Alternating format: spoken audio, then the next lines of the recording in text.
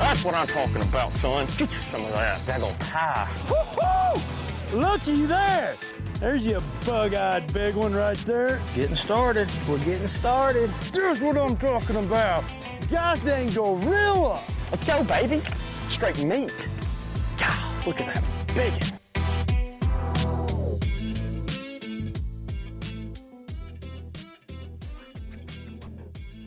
All right, welcome in everybody to the BAM Pod. I'm your host, Big Ed. On the line tonight, I have got a gentleman that went out this year and he fished the BAM Pro Tour. And he took a 5th place. He took a 3rd place. He took a 6th place. He took a 20th place. He made it to the California Delta Championship, had some conflicts, couldn't fish it. But let's bring him in, everybody. This gentleman right here, the owner of Alpha Angler Rods. Everybody get ready for the Sonic Boom, Mr. Jake Boomer. Jake, welcome to the show, man. I have been waiting to have you on here for a while, dude. Yeah, thanks for having me. We are doing something out here on the BAM Pro Tour. I know you're excited about it. We talked about it. We're coming to the Pacific Northwest. We're coming to potholes. We're coming up there. We're fishing a bunch of different areas that you guys are going to be fishing. We got Shasta. We've got potholes. We've got Columbia River. We have got some great fisheries coming up, man. What are you thinking right now, and how are you feeling about a major circuit like the BAM Tour actually coming up there and bringing something to all the people up in your neck of the woods? Well, obviously, I'm pretty excited. I've been fishing in the Northwest. I kind of started fishing the team circuits around here for a long time, but we've never, since I've been fishing for 15, 20 years, I don't know how long, we've never really had, I mean, some guys will dabble, but we've never actually really had like a Pro-Am type qualifier circuit. I mean, Wild West did bring an event every year for a couple of years up there, but for us to actually have our own division where our river guys get represented, where our potholes guys get represented, stuff like that, smallmouth, largemouth, and the fact that it actually qualifies you for a championship, like because the Pro-Ams have a championship, but it also qualifies you for the new Super 60 Pro Tour, which I fished the initial BAM 30, where there was just 33 of us or whatever, and that was awesome. That did a lot for my career. It got me a lot of attention. I could see it growing. It seems to be growing super quickly. And then seeing that they actually represented the Northwest, because per capita, we have a ton of anglers and a ton of really good anglers, but we really just don't have this platform where for us to go anywhere, we've always had to travel. And for me to qualify so that I could get into the Super 60, the original, I qualified through a different route. They had a different way. All 3 of the events I did, I had to go south. I had to go to California. The closest drive I did to qualify was Shasta. So this has given me the opportunity to qualify. Granted, I did get the Columbia River, but most of the events I did were down south. So this is a cool opportunity I think for the Northwest. And I'll tell you how cool it is. My title sponsor, Limit Out Marine, actually gave up their permit for their big tournament to give it to BAM. They wholeheartedly got on board on it. They see the value of a league in our area. And it's cool to have, and I'll never knock any other leagues or any other organizations that throw tournaments, but it's cool to have a higher level because we have a lot of really competitive guys here. And so it's good that Limit Out Marine sees the value in BAM being up here. So that date, that June potholes date was actually our date that Russ traded with him. It was really cool. So I think there's a lot of excitement around it. I know a lot of the anglers that I talk about it are like, I'm getting a lot. The funny thing is I'm getting a lot of questions like, what do I expect? Because we just don't have it. You know what I mean? And here's the other thing that I was telling you earlier. There is no longer an FLW or Bass or MLF or Bass presence on the West Coast. It is, we are completely severed down the middle. Bass will not pull a trailer farther west than like Kansas, and neither will MLF. And so what's really happened is our country of the pro bass fishing world that we all live in has divided to 2 major leagues on one side and BAM and WAN on the other side, and that's it. So it's really cool to see the growth, and you're seeing the sponsors come to BAM because, and it's funny, I have to actually educate my sponsors that It's no longer like I can't be part of the Open. I'm on the West Coast. The closest Open is Texas or something like that. So it's a cool dynamics changing. Right, and then, go ahead. Well, yeah, and that's part of what I was gonna, kind of ask you on that is it means, for a lot of people, not just the Pacific Northwest, not just California, but I mean, you're talking Kansas, right? That's a little ways over there. And there are, believe it or not, out in there in the middle somewhere, there's some really good anglers, and they can make a choice now. If they're in Oklahoma, if they're in even Texas, I mean, if they want to make a choice to come out and fish BAM, or if they want to fish out here on the West Coast, they can still do that and not have to travel.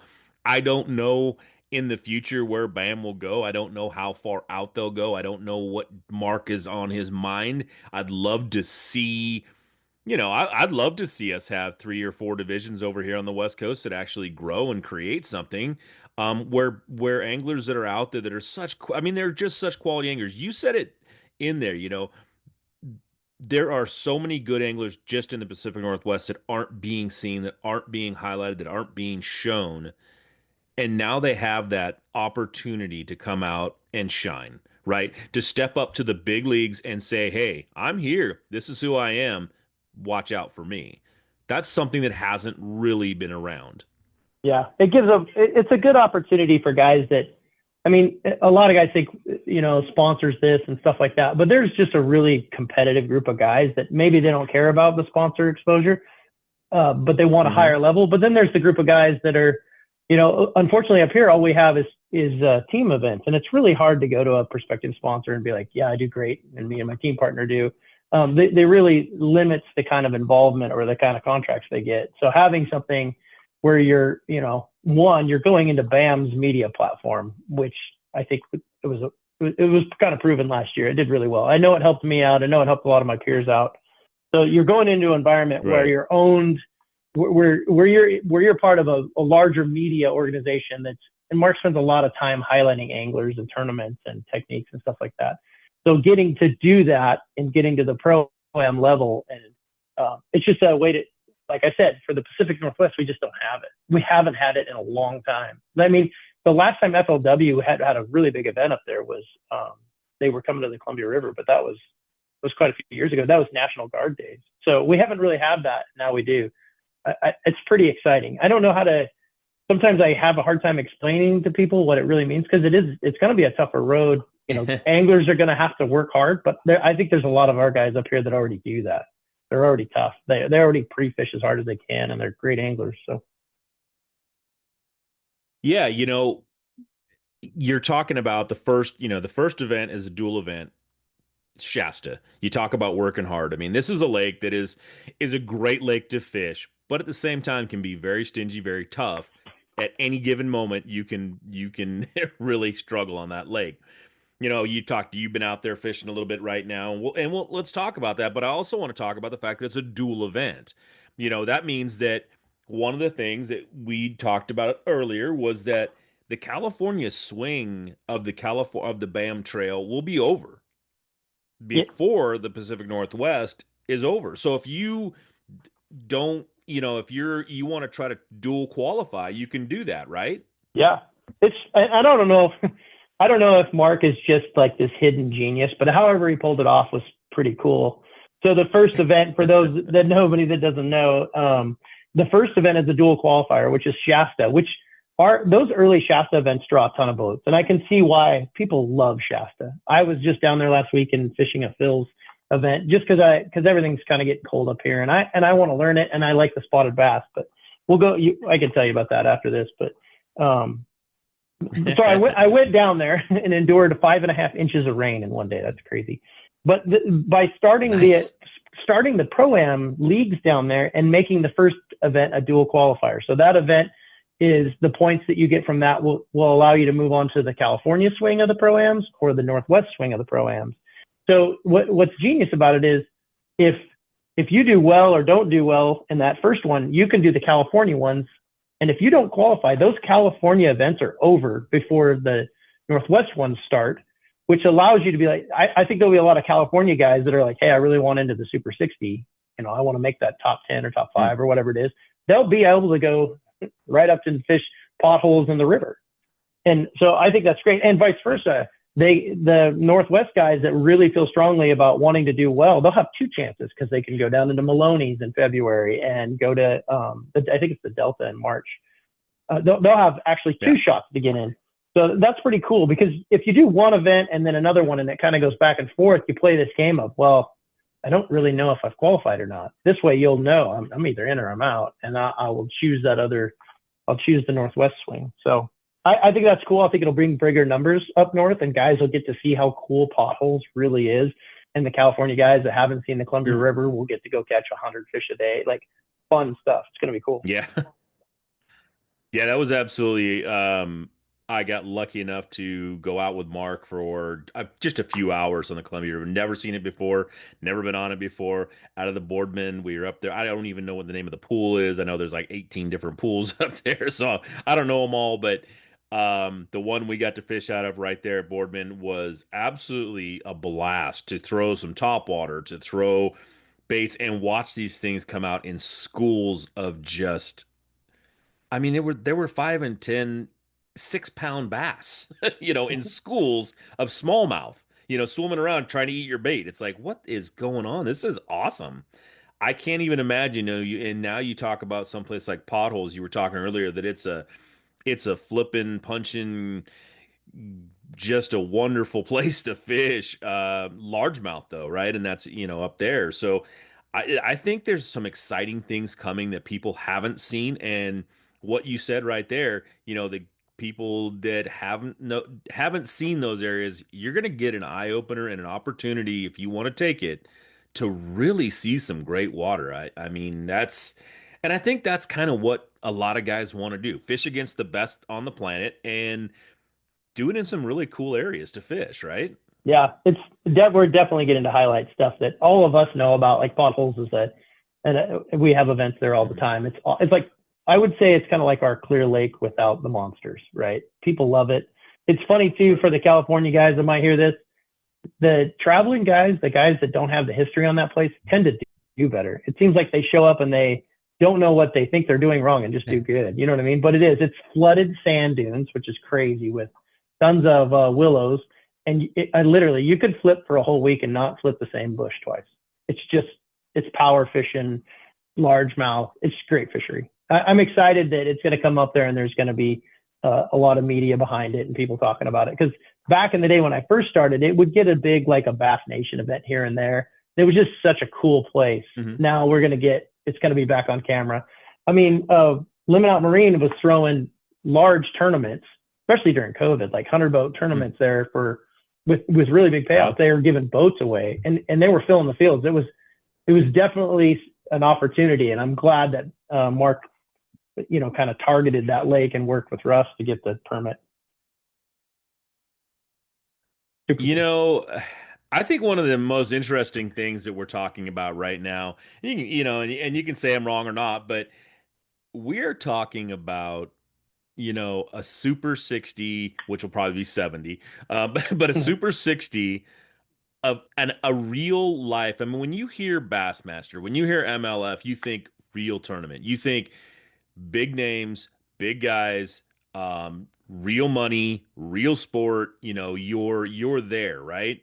And now we're actually talking about that on the West Coast. How amazing is that? Right now on this show, we're talking about something where people can come out, make a living fishing on the West Coast for the first time in ever that I know of. Florida. The name alone evokes thoughts of sun, sand, and giant bass. Florida's unique ecosystems make it the world's best bass fishing destination. Whether you're a seasoned pro or a rookie to the sport, Florida offers endless fishing opportunities. The best part? You can catch giant bass year-round in any of the many freshwater bodies across the state. To learn more, visit mydfwc.com/trophy bass. Florida. Make your bass dreams come true. Yeah, I mean, I definitely think it's cool. I haven't bought into the dream that, and I wouldn't sell it to any of my friends, that just going headfirst into bass fishing is the way to make a living. You know what I mean? It's just not there. Even the elites struggle, but it provides opportunity. Oh, and if I'm not disagreeing with you, what is cool to me is the industry allows for it. So I had a corporate job. I worked for Buck Knives for like a decade.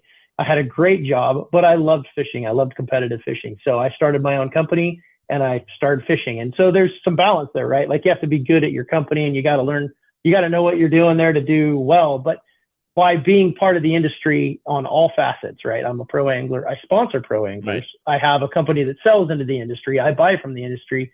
You can make a living in this industry. The only thing I wouldn't want to say is don't tell a bunch of college kids that, hey, listen, you can go make a living fishing professionally, because I think it's really, really tough. And I think there's only a few guys I know that are so good at fishing that they could just go win when they need Brian Smith, but just go win when they need a check, you know.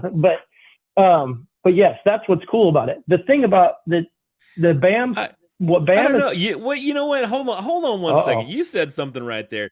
You won't tell a kid that, hey, you can go become you won't tell a college kid you can go become a bass fisherman because, you know, it's just a really hard job.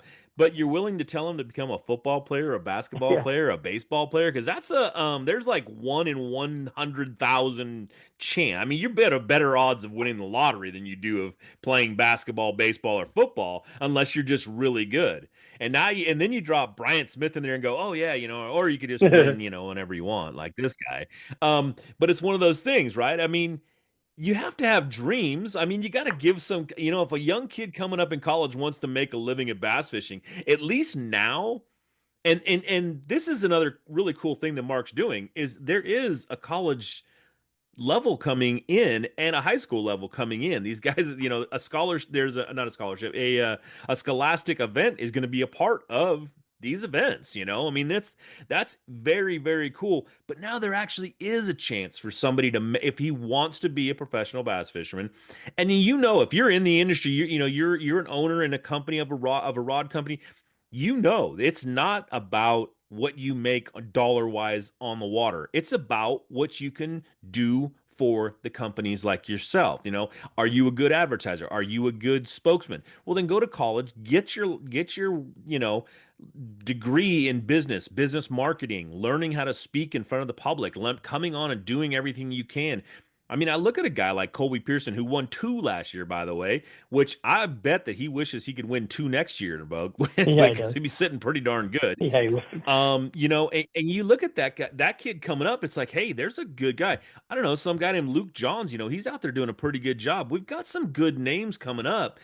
I don't want to say don't give them that, but you know what, guys, if you're out there, you're a college kid coming up, man, and professional bass fishing is what you think you want to eye on, shoot for your shot, man. I mean, at least try. Yeah. if you're that good, try, you know? No, I totally agree with you. I guess I kind of did. Yeah. You're completely right. Where I was trying to protect is, you're going to have a hard work ethic for it, but you're right. BAM does create a platform for it. I just have a lot of friends that just kind of win all in, you know, I'm going to be a pro fisherman. If I do good, the sponsorships will come. They don't. You're going to work for it, and you might have to have a night job or a day job. I mean, one of the best anglers I know created his own company, and he went around and picked up dog poop. Like, it was genius though, because he had his own hours. You know what I mean? He had an income where he wasn't fired when he was gone at tournaments. And now look at him. He wins tournaments all the time, right? He just won our Columbia River, Conrad Demick. The dude has a work ethic like nobody. Wow. And it's starting to pay off.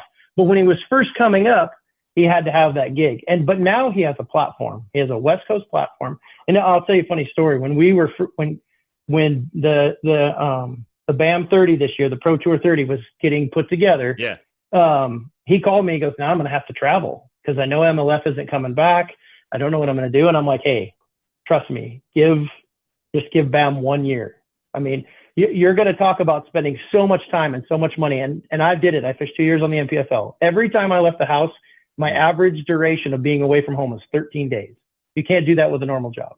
Wow. And so Conrad was saying, I'm going to have to do this because I'm ready for the next level. I live on the West Coast and it looks like MLF is going away. Apex had folded. I don't know what to do next. I said, just give it 1 year. And look at him. He won one. He top 10 the rest of them. He's got good sponsor representation now. I mean, he's a great angler. He worked hard. He's gonna keep winning. I travel with him a lot, so it's kind of fun to see. He was, when I first started fishing, my very first FLW on Havasu. He was my co-angler one day, and so I've known him forever. But anyways, so you're right. What BAM is providing, though, is that platform, because I promise you guys are going to be able to market themselves at a much higher level with BAM around. So I am grateful for that.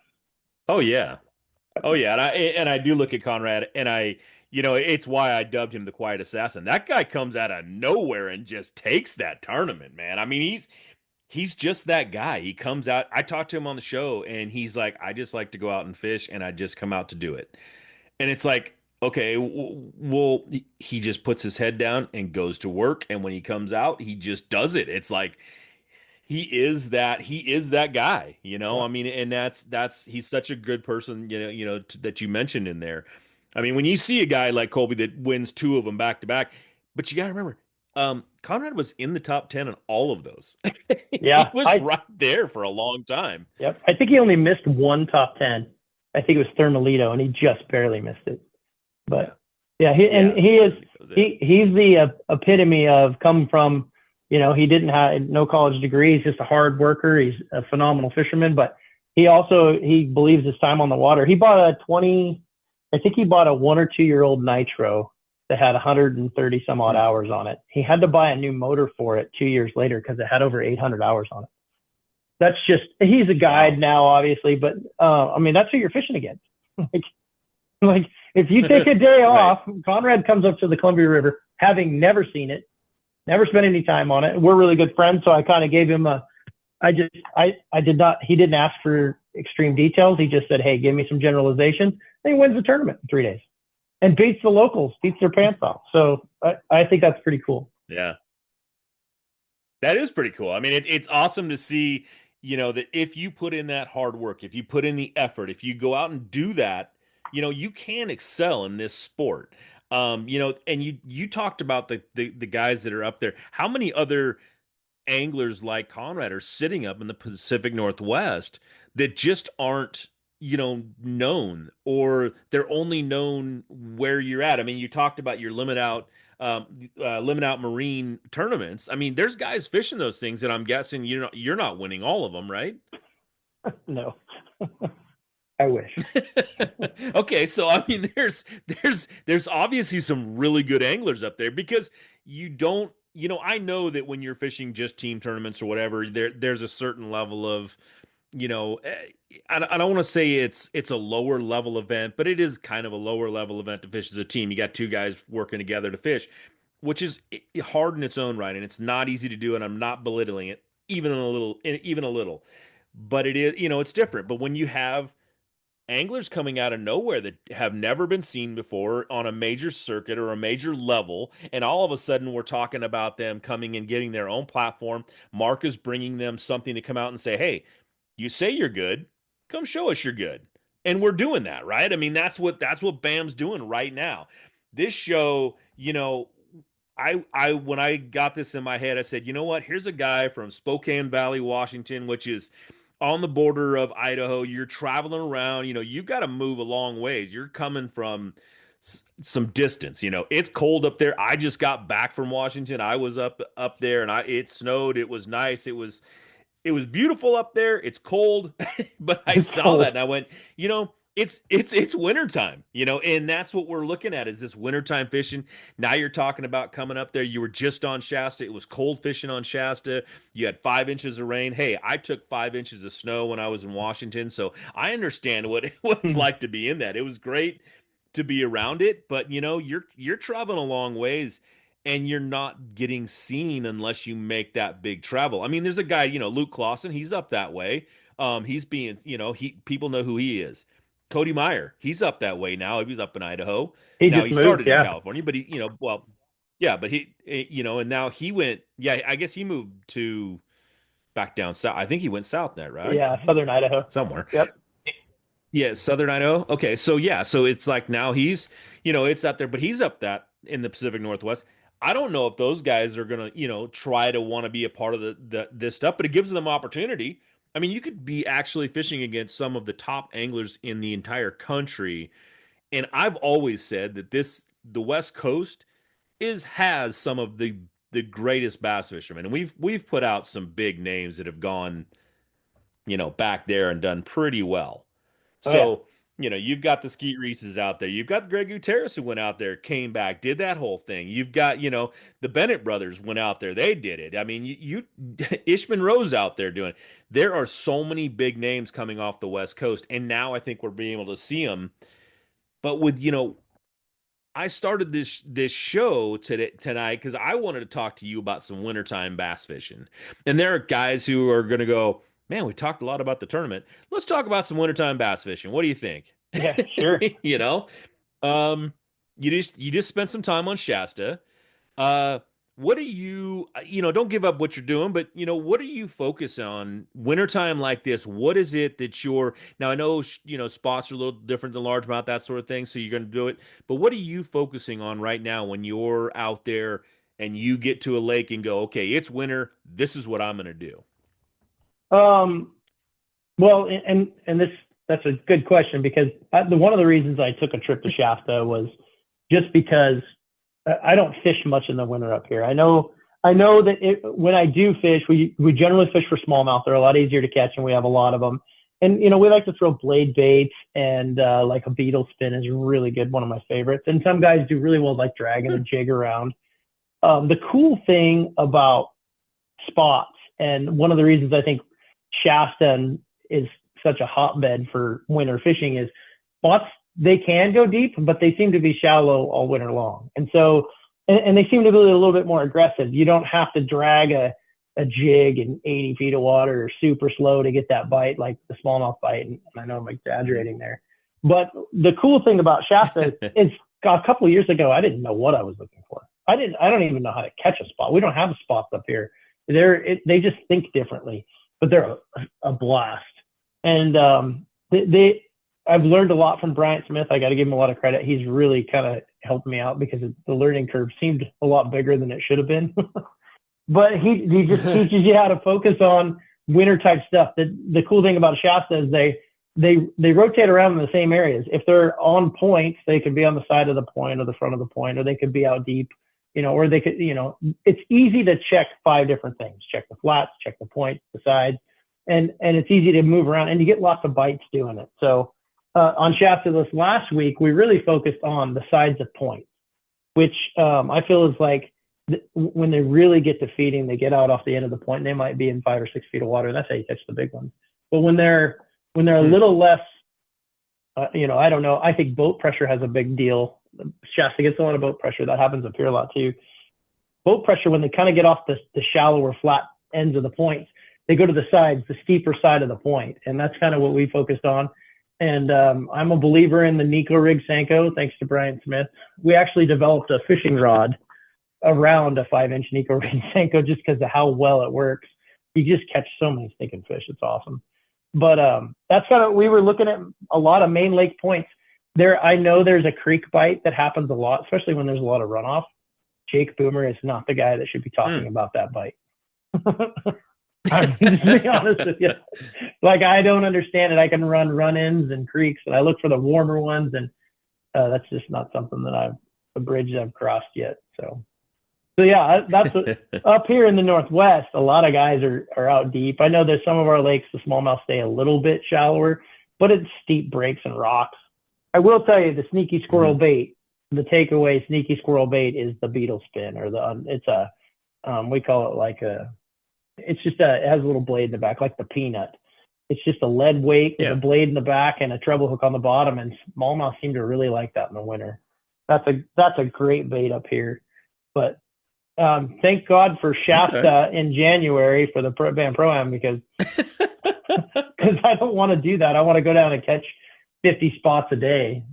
So I say that I want to go catch 50 spots a day. We'll get down there. It'll be one of the toughest tournaments ever, where the year that I actually qualified that got me into the Super 60 was one of those things where I could not believe it was hard to get 5 fish a day on Shasta, but the water was super low. It was really tough fishing.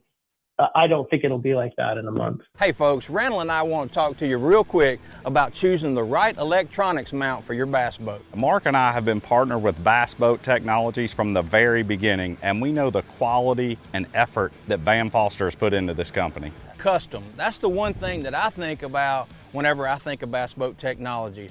Van Foster has spent years, not hours, years perfecting these mounts. He works with just about every bass boat company out there, most models for every bass boat company out there.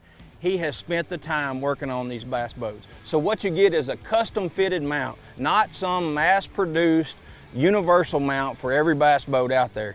Van makes them custom fit for your bass boat. Bass Boat Technologies also makes a lot of other custom parts. Seat pedestal plugs, tool holders, steering wheel spacers, and battery trays are all made with the same attention to detail that Bass Boat Technologies is known for. Bass Boat Technologies is a vital part of our livelihood, and it's very important to your overall boating experience also. Absolutely, and that's why we choose Bass Boat Technologies. Check them out at bassboattech.com. You'll be glad you did.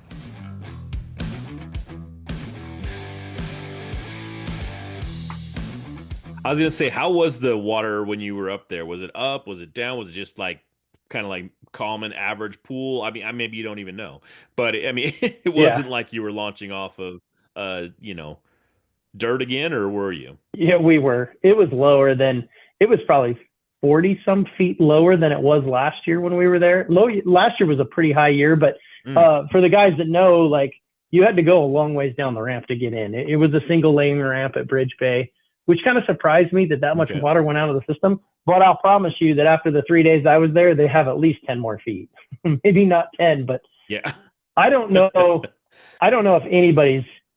I don't know how to prepare somebody to get 5.5 inches of rain in a day. Like I don't think our whole city got that in the whole spring last year, and we got it in a day. It was crazy. Have good rain here. Oh yeah, I had a buddy. And it's been raining all day today. I mean, it's the same thing. We're getting these big storms. I mean, and that's kind of what California is. I mean, we don't get a ton, and then all of a sudden we just get everything all at once. Right. You get those 5-inch days, 10-inch days. It's like, where does all this come from? But it's the atmospheric river system. Yeah. Good rain gear. The first time I went down there, I think it was Clausen said, take 2 sets of rain gear. And that crossed my eyes. I'm like, why? He says, because you're going to need to change in the middle of the day. And I'm like, huh? No way. And then I got down there the first day and I'm like, this is Noah's Ark is floating around here somewhere. This is insane. I couldn't believe it rained like that. And the crazy thing about the Shasta locals, those guys are so hardcore. It doesn't matter what the weather report is. They show up. I couldn't believe how many guys showed up. We had snow. We had 40 to 50 mile an hour winds predicted, and all these boats are at the ramp. And I'm like, we get like 10 guys up here if you said that was going to happen. Yeah, it was crazy.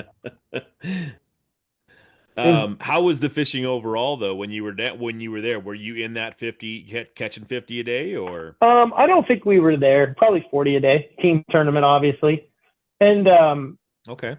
And to preface the team tournament thing, I am not against team tournaments. One of the best things about team tournaments, in my opinion, is that you get to learn. I got to fish with Bryant Smith, which we've been really good friends since the NPFL. If you saw us together, you wouldn't think we were friends because we're kind of like brothers. He's like my younger brother, my younger step-headed brother is what I call him. But nice. But I learned a lot from him, and then if he will never admit it, but he probably learned something from me.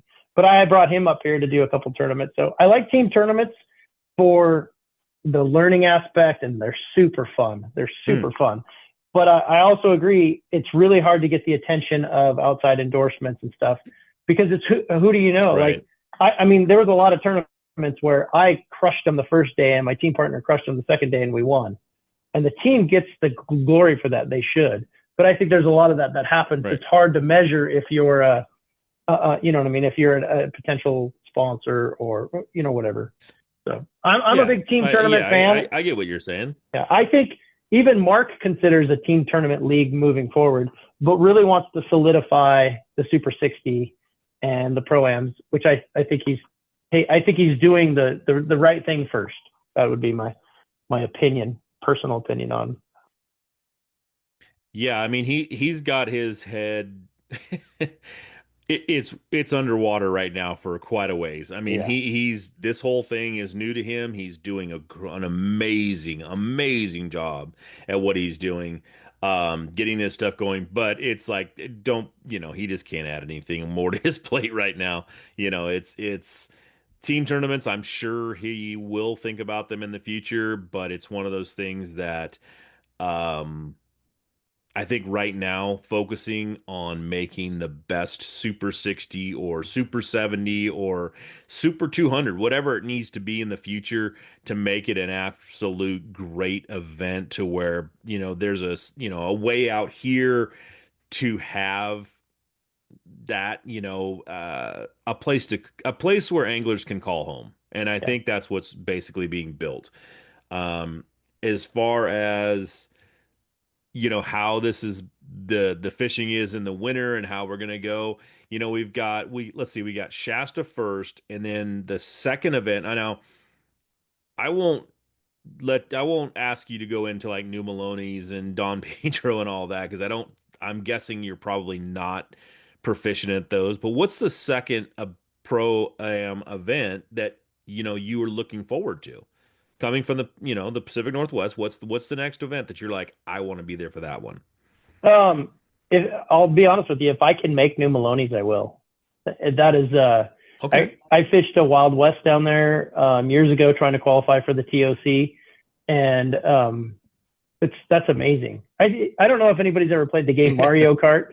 Like Mario Kart always has perfect rolling hills in the background with perfectly groomed trees, and it's just beautiful. That's absolutely. When I got to New Maloney's, I'm like, holy cow, how come nobody else knows about this place? It's beautiful, and it's got everything in it: spots and largemouth. That was a blast of a tournament. That was a great place to fish. I think it's called Angels Camp is the town that's next to it. I will definitely Angels try Camp. Yep. yeah, I'll definitely try to make that one. We have our first pro event at Don Pedro, which is not very far away. It's supposed to be very similar. I've never been there, but I'd like to go sniff out New Maloney's during the pro am to kind of prep to see what I feel like Pedro's going to fish like. So that would be one I'd be really excited about. I think the first one for the Northwest guys, if they choose, or even the California guys, if they choose to do the Northwest swing, the second event after Shasta will be potholes, which, like we've spoke about a lot, will be a really fun. It'll be a kind of a post-spawn event, a good time of year to be up here. So I'm looking forward to both those. I don't think people know. I think that if you interviewed a few people after they get home from potholes, they're gonna be like, I didn't know this place exists. This is the coolest thing ever. Like, it's back to boat driving again. You get to run around the sand dunes, like driving a big boat through the sand dunes. Everybody thinks they're Mario Andretti. And really, if you make a mistake, it's just sand. That's the joke about everything. Well, it's just sand. But if you look, all the potholes locals don't have any paint on their lower unit. Just sand. Yeah. It's just sand. It's just sand. How funny. Yeah. Yeah, I mean, you're looking forward to, so when you look at a New Maloney's, and you're out there, or potholes. I mean, now that you're talking about, there is, like you said, at New Maloney's, there's largemouth, smallmouth spots. They're in there, big spots, big spots. I know of two guys that have lake records, or had a lake record, lost a lake. I know a guy, Mike Sanders, who he's going to be fishing next year. And he'll be fishing Pedro, he'll be fishing New Maloney's and stuff. Had a lake record, lost the lake record a day later.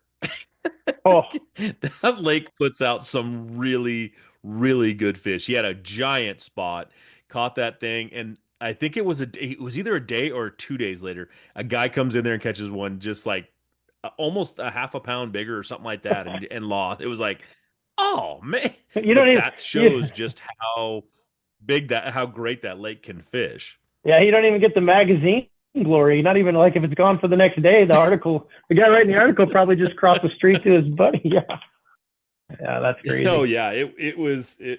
But he's a guy that'll be fishing. There are a lot of people all of a sudden. It's funny. I think when this whole thing started, there were a lot of naysayers. There were people who were just like, I just can't do it. The taste is bad in my mouth. That's gone. That's gone. There are so many guys that I've talked to now that are really looking forward to some of these events. Wintertime fishing in California can be great. Wintertime fishing up your way, is it good at all, or are you now? And I'm going to ask this, and this isn't disrespectful in any way, but do you guys go ice fishing at this point? Are your lakes deep? I mean, no, seriously, I was up there. It's cold up there, man. Yeah. I was Well, like, I was crazy, and don't get me wrong. My wife is an avid ice fisherman. She loves doing it, so I respect it. I get it. I saw some of those lakes, and I went, some of these are pretty deep lakes. I don't know if these freeze over. But is the fishing otherwise? Is it pretty good? Pretty good fishing? I think most guys up here go walleye fishing when it gets cold, just because it's so hard to Okay. catch a lot of bass, and it's generally smallmouth fishing. But you also are going to see, and I hope it's really big, and there's always a really pretty large group of guys from the Northwest that do the Shasta events that start driving down so they can catch bass. Because yes, ice fishing is a thing, which I'm not. I know that people love ice fishing, but for me, I call it a picnic on the ice. You know what I mean? Like you said, on a bucket. Like I'm a type A personality. Like I can't. I just go crazy. The next thing you know, I've got the auger and I'm punching holes everywhere because I'm bored. And so I get it. But yes, ice fishing is a thing here. A lot of our reservoirs get drawn down and then it gets really cold and they freeze over. And what you'll see is the bass boat migration towards Southern Oregon and Shasta, just for guys that want to get out. That's why that January, February timeframe, I think a lot of these guys get done with hunting season and they kind of get a little bit of cabin fever and they end up down there. So winter fishing, winter fishing for me is Shasta. It is Shasta. Okay, I mean, and that's for a lot of people. I feel like it's Shasta. Down now in California, we have so many. I mean, so many guys spend time on Clear Lake. They spend. I don't know. I think the Delta kind of gets missed. I don't feel like that's one of the. I've talked to Ken Mall about that a couple times, and it's like, if you miss the wintertime fish bite at the Delta, you didn't miss anything. Real big, but. There's some great fishing on Berryessa. There's some great fishing on Clear Lake. There's some great fishing on, Shasta. When you get to the spotted bass, like you said, there's always ones up shallow. There's always some things to do. Let's talk about a couple really good. I know. Let's go away from the beetle spin a little bit. I know what it is, and I've thrown it and used it, and I'm there with you. Let's talk about some more traditional stuff and give some guys some things that's like some ideas of what they could do if they went out there and decided they were going to go out and do some wintertime fishing and just try it. I mean, there's plenty of guys, I don't even want to say guys, there's plenty of anglers out there, men, women, children, everything, that want to go out and go fishing in the wintertime because they just don't want to sit around all day. What is that? What's those baits that you can do that you want to go out there and say, hey, this is what I would do if I were you. Just pick a lake, go fishing and try this. Definitely take like a tube or a jig, something that mimics a crawfish, and fish it slow. If you think you're fishing it slow, slow down some more. You know what I mean? To the point, it just, I definitely think that and a lot of the lakes that we have, like on the West Coast, definitely have that. I mean, everything has a crawfish bite, but crawfish are the main forage, I feel like, in the winter. And so that's definitely what I would sniff out, is a tube or a jig or something that you can leave on the bottom and drag it around. For that, their metabolism goes down with the water temp, so they're just not going to eat as aggressively. And it seems like the guys that really catch them good, and like even at Shasta, the jig bite is a big deal. Like the guys that are really good there really throw a lot of jigs. And so I think that crawfish bite is, maybe they get one crawfish a night or a day, and that's all they need to survive in the cold water, but they eat them. Definitely eat them. Like Shasta and Oroville and those places, I mean, it's pretty hard to argue about the Nico rig Senko. I don't know why. I don't know what that represents so much, but that works so stinking good. You and everybody else in the country has no idea what a Senko actually does. I have no idea. We know what it does. Yeah. We know how well it catches fish. Not even Gary himself actually knows what that thing is supposed to be. Right. I 100% agree. It's that simple. Yeah. Well, like in Florida, they eat a Texas rig Senko when you flip it. And I'm like, this is the dumbest thing, because I can't go anywhere else in the country and flip a Senko and get the same results. But they have needlefish, which is this really thin looking. Right. Like, well, that makes a whole bunch of sense. Why they eat a Nico rig Senko, I'm sure it's got sculpin, all that kind of stuff. Spots are a goofy creature. And like I said, I only really run into them when I'm south of the Northwest, so 100%. Yeah. I Well, know. it's funny. I think if I've always thought about spotted bass, and I go, if a spotted bass was, a 20-pound fish, 30-pound fish, we'd have to worry about them eating small children because they'll just eat anything, and that's probably one of the greatest things about them.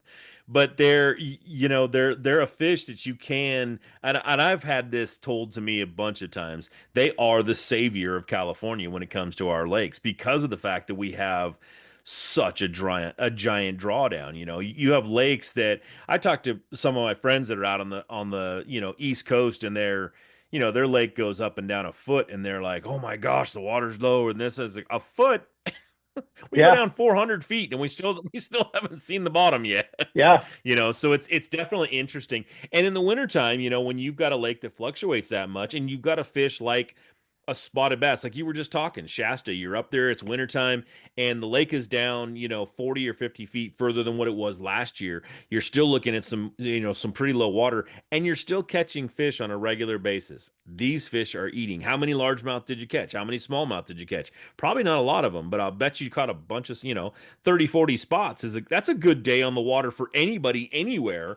And all of a sudden you go out there in the middle of wintertime and you're catching those fish. That's crazy to think of, right? Tackle Warehouse has been the premier online tackle shop since 2003, with a huge selection of not only the latest and greatest from the biggest brands, but the hard-to-find regional specialties as well. Tackle Warehouse. Click, save, fish. Yeah, it happened last year, actually, and I'd never seen that, but I don't know if you remember last year we had a ton of rain. It was crazy. And oh yeah, the lake came up like 30 or 40 feet in 2 weeks. Just some obscene number that I don't remember the exacts, but I'd never have seen that in my career. Ever have seen that is an act of God amount of water. And I remember I actually called Bryant and said, I'm fishing this tournament, and will they come up with the water? He goes, oh yeah. And I'm like, most even smallmouth, they'll come up with the water, but it doesn't seem to be a really aggressive thing. A lot of times they stay where they were at and maybe fluctuate. And it takes them 4 or 5 days or a week to really start following that water line up. But he goes, oh no. He goes, they're coming up with it. And a lot of it, I think he said, the run-ins attract a lot of bait, which the fish start going to the run-ins anyway. To do that, they have to come shallower. But they come up with the water. They go down with the water. They come up with the water. It's the weirdest fish I've ever fished for. They're a blast, but they're weird. Yeah, I feel like when you go and you are, fishing for largemouth this time of year, you're I've been to Clear Lake where you have to have the patience of I don't even know what you have to have the patience of. You just got to stand there and barely move something because a largemouth is like, yeah, I'm not chasing anything. It either hits me in the side of the head or I'm not eating it.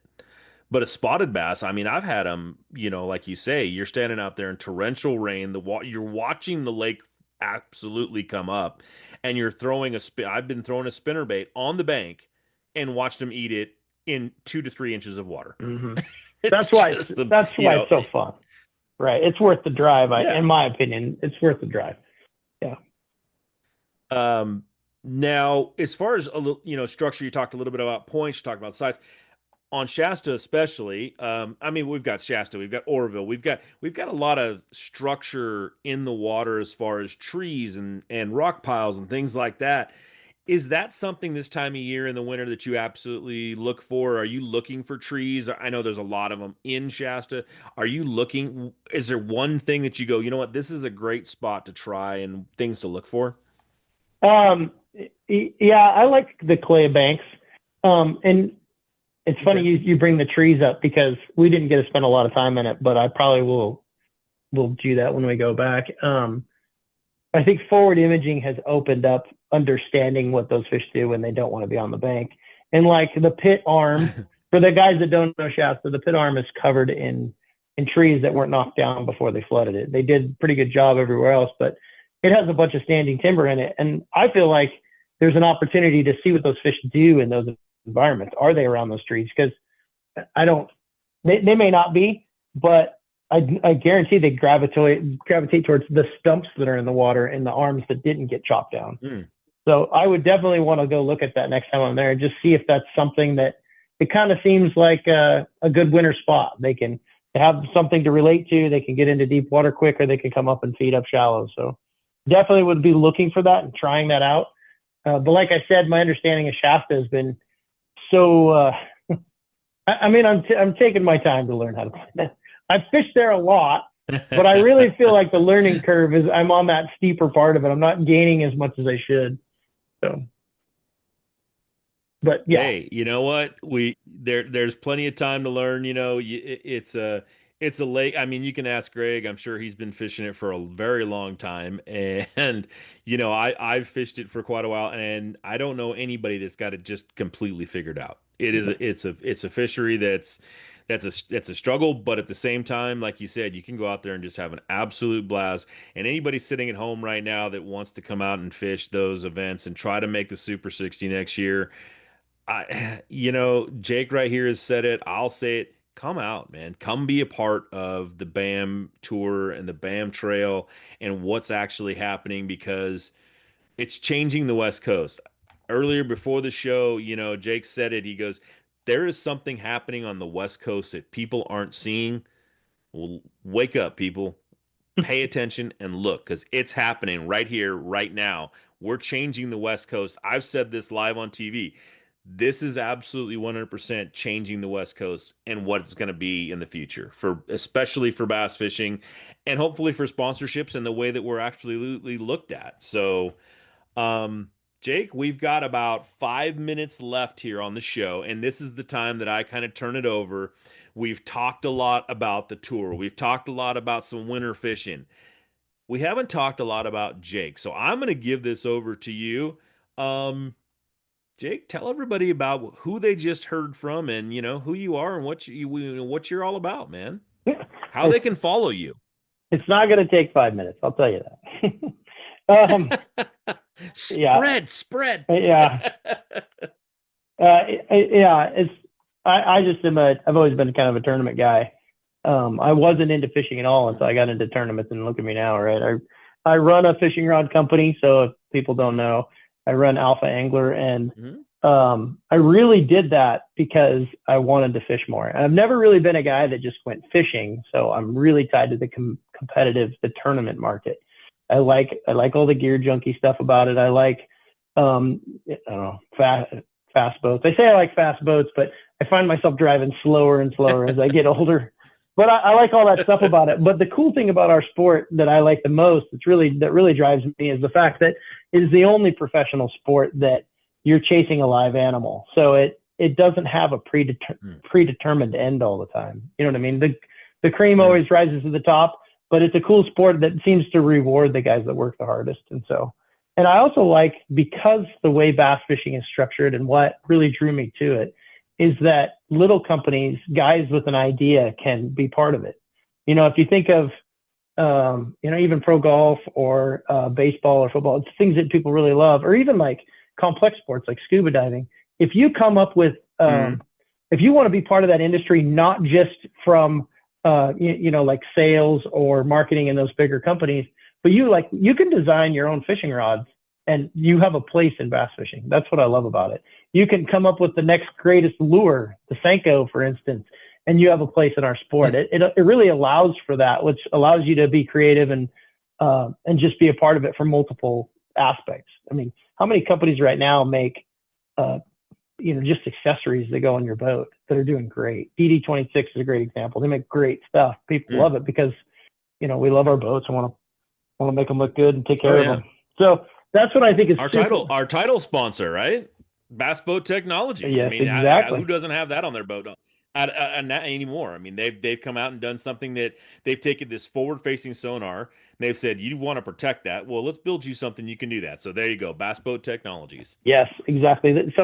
They were coming out making mounts, because as the industry grows, right, some of their mounts are the best for all of the new graphs people are running. So that's really what drove me to be part of it, and I really do truly enjoy it. It also doesn't have an age barrier, so I think that's kind of cool. I mean, some of the best guys running around, the toughest guys to beat are the old wise guys that know to slow down a little bit when the rest of us are going too fast. Yeah. But anyways, no, I've been beaten by D. Thomas. Yeah. Yes, exactly. So like Idaho, the president for the Bass Nation in Idaho, Dave Birch, is he's just been around for a long time, and he's just this. He doesn't go fast. He never looks like he's in a hurry, and it's middle of the day, and him and his son are just putzing around. I'm like, I guarantee they have a big bag. He just doesn't get spun out. Kind of cool that he's still cashing checks and putting the rest of us in our place. So that's I'm excited to be part of the BAM thing, and I say that because I fish all the tournaments. I fish all the circuits. I've been part of all of them. I'm super grateful that Mark was willing to take on this challenge, because I do think if he's not careful, it'll take years off of his life. So to my fellow anglers, make sure that we take good care of Mark, because I think it is a cool thing, and it's getting a lot of attention. I talk to nationwide sponsors, like my boat brands and stuff like that are actually paying attention to what's going on. So pretty cool. That's good. That's what we need. Is there any place that people can follow you social media wise? I know, being a part of the BAM trail, you've absolutely probably had a big push on your social media platforms on people actually being able to follow you. Now that people listen to you, Jake, where can they follow you? What can they do to keep up with what you're doing out there?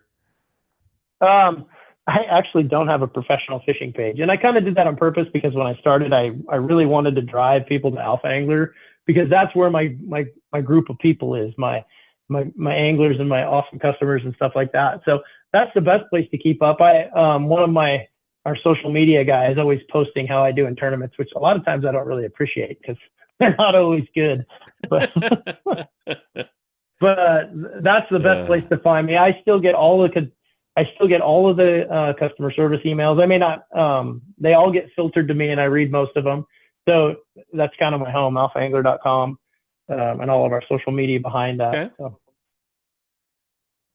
Okay. Yeah. As far as, this year and going forward, you're going to be on, obviously you're going to be fishing the Super 60. You're going to be fishing. How many of the Pro-Am events are you going to try to fish? All of them this year? I'm definitely doing the Northwest swings, and I'll definitely do Shasta. I think Shasta will be a pretty big turnout from what I can see. If things work out, I will probably do the California swing, because Maloney's is, my one event there was memorable. It was pretty cool. The Delta, I need to put more time in on the Delta. That's a time of year in the Delta that I have a little bit more experience earlier in the year. Yeah, the Delta could be my nemesis, but it's also a place where you could just go accidentally catch a 10. So that's the hopes. Now, Jake, you're married, right? Yes, sir. We got two girls. How is I had two teenage girls. Oh yeah. How has your wife been with this whole thing, as far as the last gentleman that I talked to, Mr. Other angler here that we just had on there, one of our co-anglers came on, and Chris Trumbull, and talked about, it was his wife and his support that he got from her that really helped out. Has that been a case for you with this whole fishing thing? I mean, it always takes, I say this every time I'm on the stage, when I'm up there talking with you guys, it takes, an entire support system at home and all that. How has your wife been with the way this tournament's been going, and now that you're, not having to travel that 13 days and be gone that time? How has she been with this whole thing, and your family in general? We've paired one of the most iconic hulls in the history of bass boats with a proven lineup of trusted accessories. We're bringing you best-in-class value and performance, leaving others in your wake.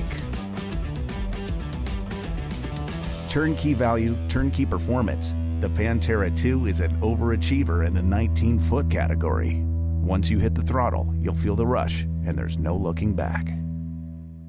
Yeah, it definitely, nothing's worth getting a divorce over, but it seems like bass fishing could easily drive families that way, because you are gone so much, and you're gone on the days that they're not. Our tournaments are on Saturdays and Sundays, and that's a lot of times when you should be home with your family. So my wife has always been super supportive. And when I started down this journey, I didn't think the West Coast was the way to get anywhere. I was really convinced that I was going to have to go east, and I was kind of head down going to do it no matter what. And I did a season of the Opens, and then I did 2 years in the NPFL, and they were super supportive. But what changed, what really changed was I qualified to get into the pro tour for this last year. And when I got there, I'm like, holy cow, this is actually what the West Coast needs. So we don't have to go all the way to Alabama. I mean, I was driving to Florida in January, which is just crazy, miserable drive. And the other, so the pro tour, and here's the other cool thing about the pro tour, the way it's structured is you're not gone for a week. There's no practice, which a lot of guys will be like, well, I don't like the no practice thing. It's actually pretty cool. Like, I didn't like it at first either. I didn't think I'd like it. I love it now, but we have short tournament windows. So we're not gone a week and a half to fish the pro tour. And because you guys are coming to the Northwest, Bab's going to the Northwest, my family's coming to, they used to come to a lot of the tournaments before, the ones they could make it, but now they can come to all of them. They were at the Pro Am at Boardman and at the Pro Tour.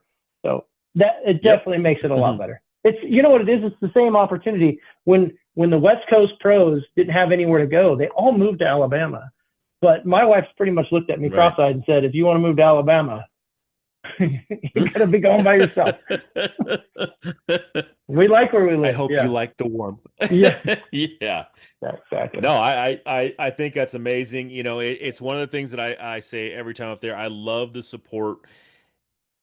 I can't ask anybody, you know, if you're listening to this show, please come out to some of our events. I love it when the crowds show up. I want to be standing on the stage talking about, you know, bringing up Jake, the sonic boom, man. I want it now. I got it. And you can thank Ken Maw for that. He said, you know, you keep coming up with some good nicknames, so keep coming up with them. So I liked it. I said, you know what? I like the sonic boom. Mr. Jake Boomer. He's been on here now. Everybody, thanks for tuning in tonight, you know, but we'd love you to come out. We'd love you to see the show. I'd love to be up there with 5,000 people in the stands out there watching these events. Come out, check out, meet these guys, man. This is the one thing. This is one of the biggest sports that biggest parts about this sport that I've always said is great. You can meet these anglers, you can meet these athletes, you can go out there, get the knowledge, get the understanding, and meet some really good people.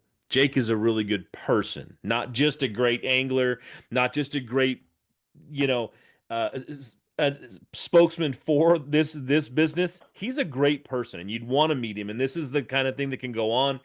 And, you know, you can come to these events, get the garb that we throw around, get the stuff, come out there, meet these guys, and be a part of it. So if you're listening right now, come out and do that. Jake, thanks for coming on the show and doing this, man. I really appreciate it. You're the guy that I wanted so bad. I thought, you know what, this is a great spokesman for this sport.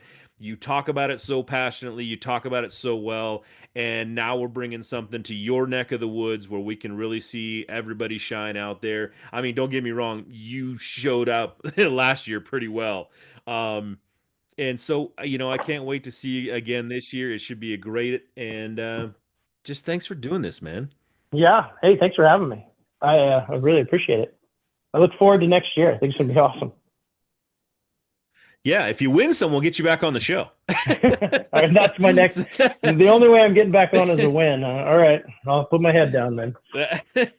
That's my goal out. That's what I dangle out there. That's the carrot right there. If you win, you come back on the show. I told Trumbull the same thing. He's going to the front of the boat next year. I said, dude, you got to win some now so you can get back on the show. But hey, everybody, thanks for tuning in. I hope you enjoyed this show. Jake was a great guest to have on here. I'm looking forward to the Pacific Northwest Division next year. I'm looking forward to the California Division next year.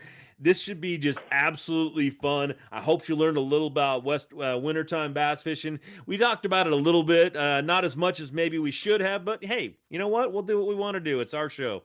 So, you know, we're talking about it. If you didn't get all of the tips, go back, listen to it again, and you'll get some of them. He did some great job out there putting up some really interesting information. And check out Alpha Angler's rods. I love them so far. I've had mine, and I've caught a lot of fish on it already, and it's really, really good rods. So, Jake, thank you very much, and we will see everybody at the next show.